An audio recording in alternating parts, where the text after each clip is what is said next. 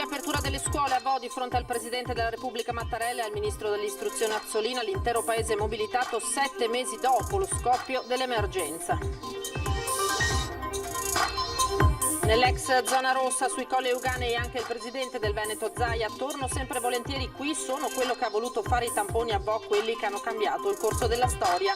Le voci dei bambini e dei ragazzi emozionati per il ritorno in classe, voglia di rivedersi anche se attraverso la mascherina, molte le richieste di informazioni dalle scuole alle ULS, ma nessun caso sospetto. Primo giorno di scuola per molti ma non per tutti, è l'esperienza che da Vascona il Trevigiano racconta Elisa, mamma di Francesco, bambino autistico. A Padova demolita anche l'ultima delle palazzine del complesso Serenissima in via Anelli, tra qualche anno in quell'area ci sarà la nuova questura. A Castelfranco, statale del Santo chiusa a causa di un incidente accaduto tra due rotatori, un camion carico di tori ha perso il rimorchio, animali in fuga in strada. Buonasera, ben ritrovati in diretta edizione del Veneto del nostro telegiornale dopo la lunga diretta della cerimonia ufficiale di riapertura della scuola da Vo col presidente Mattarella. Ci colleghiamo subito in diretta con la nostra Valentina Visentin che è lì con Simone Merlo, anche lei ha appena assistito al lungo discorso del presidente Mattarella. A te, Lina, Valentina. Ecco il presidente Mattarella che sta passando proprio sotto il nostro palco. Lina, ecco il presidente Mattarella, sta passando proprio sotto il nostro palco, lo vedete, poi a pochi metri da noi si sta intrattenendo con alcune insegnanti e alcuni bambini delle scuole di Vo. Ha appena concluso il suo saluto, lo vedete adesso, si sta salutando alcune campionesse del nuoto, lo vedete, sta passando proprio adesso sotto il nostro palco. Buongiorno presidente, lo salutiamo anche noi, lo vedete, Presidente, ecco che ha salutato le nostre telecamere. Un'emozione per Vo, seguiamolo finché non esce dal cortile della scuola, lo vedete, eccolo qui, è appena uscito dall'ingresso della scuola, ha salutato il questore di Padova Isabella Fusiello. Ora ripercorriamo insieme a voi i passi principali del suo lungo discorso che ha tenuto al termine di questa cerimonia di inaugurazione dell'anno scolastico qui dal plesso Guido Negri di Vo. Un ringraziamento innanzitutto a tutti gli studenti, a tutte le insegnanti, ai presidi e ai tecnici del Ministero che si sono impegnati per la ripartenza della scuola, una scuola che riflette le aspettative di tanti studenti perché è dalla scuola che si deve ripartire, è dalla scuola appunto che gli studenti devono tornare a vivere le proprie relazioni. Sentiamo il dovere poi di ricordare anche chi ha sofferto per il Covid, delle persone che sono morte, ha detto Mattarella, che poi appunto ha ricordato anche le tante lettere che ha ricevuto dagli studenti in questi mesi, in particolare una di un ragazzino di Genova che ha scritto libertà e anche quella di poter tornare a scuola e anche la strada di scuola, lo abbiamo capito durante il lockdown. Essere qui a Vo, ha detto Mattarella, è il simbolo dell'Italia che deve ripartire e deve ripartire consapevole di quello che è accaduto. Lo avvertono questa consapevolezza i ragazzi, ma anche le istituzioni sono consapevoli che devono aiutare i ragazzi vero, Valentina? In sicurezza. Una grande emozione, grazie Valentina, andiamo avanti con le notizie perché il tempo è pochissimo, davvero qui a Vo c'era anche, grazie Valentina e Simone, c'era anche a Vo il presidente del Veneto Luca Zaia, ha detto torno sempre volentieri qui, sentiamo le sue parole.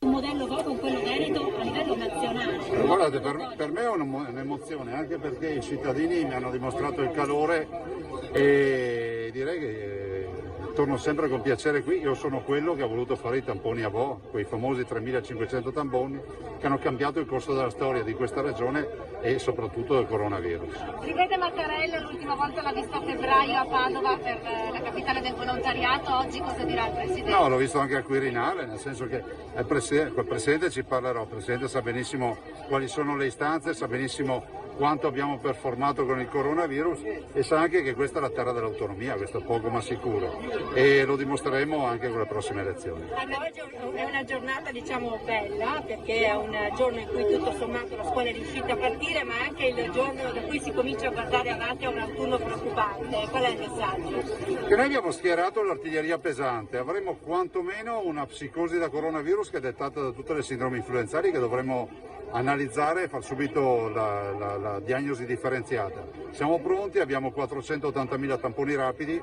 il Veneto è colui che ha proposto i tamponi rapidi a livello nazionale, abbiamo 700.000 tamponi molecolari, abbiamo i punti di accesso diretto per fare i tamponi, insomma la squadra c'è, lavora e vedrete che anche questa volta ce la faremo. Presidente, avete definito la data di inizio della campagna per il vaccino contro l'influenza? Abbiamo definito questa mattina di dare una percentuale dei vaccini anche alle farmacie per creare questo network nel territorio. Il vaccino in Veneto non è obbligatorio ma è fortemente raccomandato per l'influenza. Siamo stati la prima regione ad acquistare i vaccini, 1,5 milioni di dosi per un controvalore di circa 8 milioni di euro. Andiamo a sentire le voci dei protagonisti di questa giornata, i ragazzi e i bambini, proprio da Vo. Quando è che sei rientrato a scuola per la prima volta e cosa avete fatto in questi primi giorni di scuola? Allora, sono entrato giovedì a scuola per la prima volta, ci hanno spiegato le regole, le norme, non sono tanto difficili da imparare, ma con il tempo riusciamo a portarle avanti. Alice, ciao. Com'è stato ritornare in classe? Bello, ho visto i miei amici, le mie maestre, sono stata felice. Che classe fai? Terza. A me piace molto andare a vedere Mattarella. Ecco, ma cosa avete provato il primo giorno di scuola? A ritrovarvi tutti quanti insieme? Com'è stato? Tutti a quanti e di quello per fare tutti. Che giornata è questa per voi? Siamo felici di vedere il presidente che viene a scuola nostra, anche perché è un orgoglio per la nostra scuola ospitare il presidente. Questi dunque i bambini di Vo, esempio per tutta Italia, ha detto proprio dai Colli Euganei il virologo Andrea Crisanti. Sentiamolo. Questi bambini hanno dato una lezione a tutta l'Italia. Ecco, questo penso una lezione di impegno civile e di fiducia nelle istituzioni, ma anche i genitori chiaramente, ecco. Cosa dobbiamo aspettarci dall'inizio della scuola? Guardi, nessuno lo sa, l'unica cosa che possiamo fare è impegnarci tutti quanti che sia un successo, ecco, questo bisogna fare. Bisogna impegnarsi tutti perché sia un successo, ma con questa ripartenza della scuola temete un aumento dei contagi? È il quesito del sondaggio che vi proponiamo questa sera, come sempre in sovraimpressione vedete i numeri da digitare per il sì o per il no e come sempre l'esito questa sera in diretta a Ring nella prima serata di Antenna 3. È stato un primo giorno di scuola per molti ma non per tutti, andiamo a Vascon di Carbonera nel Trevigiano per la storia del piccolo Francesco.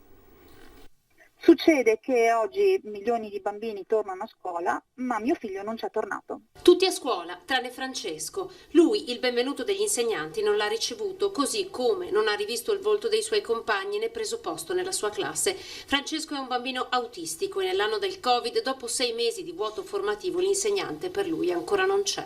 Mi hanno detto, signore, lo può anche portare, però dopo se lo deve riportare a casa, perché noi non abbiamo nessuno da affiancargli. E allora io per risparmiare una pena a noi di vedere tutti i bambini che entrano sorridenti e noi che dobbiamo andare lì per poi sentirci dire mi dispiace non c'è nessuno. Per 4 volte la famiglia ha cercato di avvisare anche il provveditorato agli studi con 3 diverse PEC perché allo studente fosse garantito il diritto alla continuità didattica con la sua insegnante di sostegno nella scuola primaria Cesare Battisti di Vascon, ma non è mai arrivata alcuna risposta. Il dirigente scolastico dal canto suo ha detto di non avere il potere di assumere nessuno. Io è da quando mando mio figlio all'asilo che mi sento dire da tutte le istituzioni che stanno tutti alla canna del gas, ma non è più un problema che deve ricadere sulla testa di mio figlio. 6 mesi di isolamento che sono pesati con il Covid per la famiglia, ma soprattutto per Francesco, che stava facendo il suo percorso per imparare a stare accanto agli altri, ed ora questo vuoto lo relega ancora una volta a casa. Francesco non può cambiare una figura di riferimento all'anno, perché ha delle conseguenze nefaste sul suo equilibrio psicofisico. Lui arriva anche a farsi del male, arriva a non mangiare più. Mamma Elisa questa volta è arrabbiata, ma vuole anche credere ad una scuola a diritto di tutti. A sue spese sta pagando qualcuno che garantisca questo diritto anche a suo figlio. E adesso si dimostra ancora una volta che gli ultimi restano gli ultimi. Ci fermiamo per qualche istante, rimanete con noi, torniamo tra poco.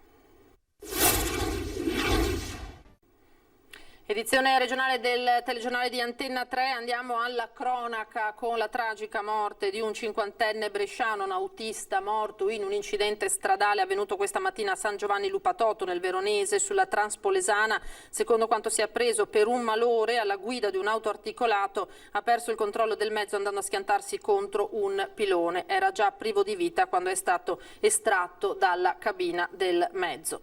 Oggi, primo giorno di scuola, è stato anche l'ultimo giorno di vita delle palazzine di via Anelli, il simbolo del degrado di questa area di Padova, il complesso Serenissima, demolito oggi, lo vedete nelle immagini, anche l'ultimo edificio tra la soddisfazione generale. Tra qualche anno, ha ricordato il sindaco Giordani con soddisfazione, in quell'area sorgerà la nuova questura cittadina.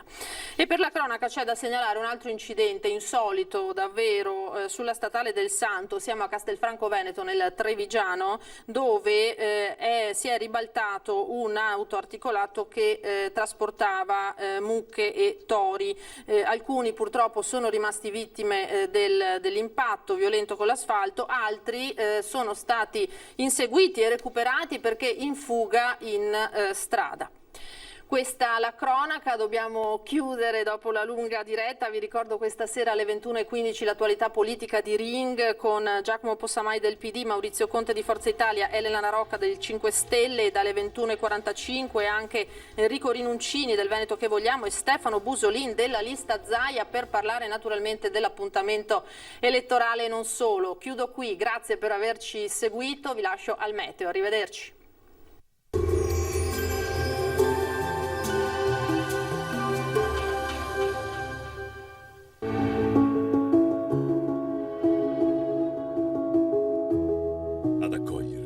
Sarà Conegliano. Bentrovati al meteo.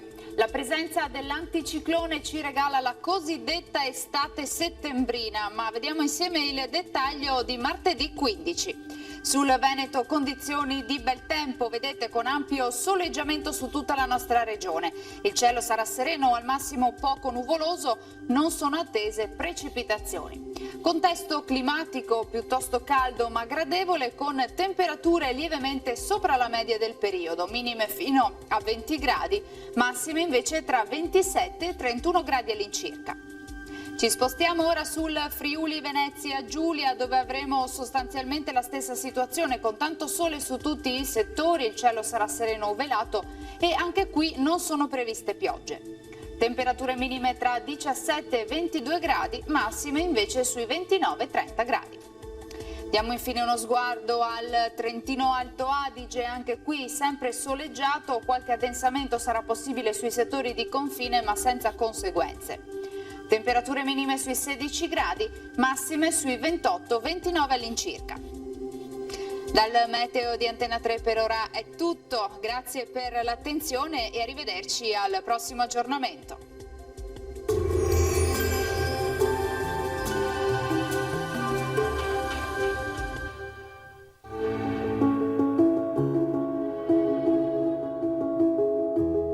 Ad accogliervi sarà Conegliano.